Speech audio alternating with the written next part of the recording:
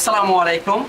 চৌপল্লনের নতুন মহালের কৃতি সন্তান জনাব আক্তার কামাল ও সরোয়ার কামাল ভাইয়ের নিজস্ব তহবিল থেকে এবং ইয়াচির চৌপল্লন্ডি ইউথ টিমের সহযোগিতায় বন্যা ক্ষতিগ্রস্ত প্রায় 500 পরিবারের মাঝে ত্রাণ বিতরণের কাজ অলরেডি শুরু হয়ে গেছে।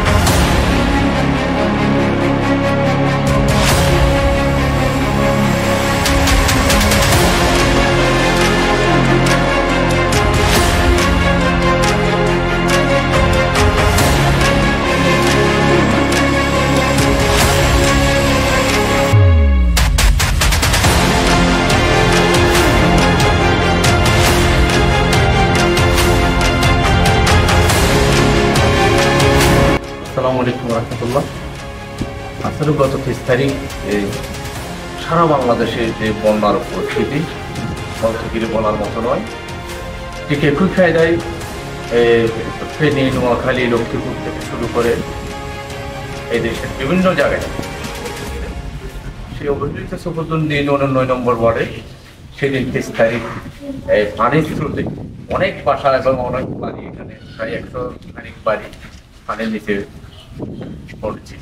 তখন আমরা তৎক্ষণিক একটা লাইভ দিয়েছিলাম। লাইভে দেখছি অনেক এনজিওরা এখান থেকে সাহায্য এগিয়ে আসছে। এই আজকের যে ত্রাণ বিতরণের জন্য আমাদের পাশে এসে দাঁড়িয়েছে 9 নম্বর ওয়ার্ডের সাধারণ যারা প্রতিদ্রুদ্ধ জনগণের পাশে এবং পানিবন্দীদের পাশে দাঁড়িয়েছেন। আমাদের এই কৃতি সন্ধান চৌপল্লন্ডি ইউনিয়নের আমার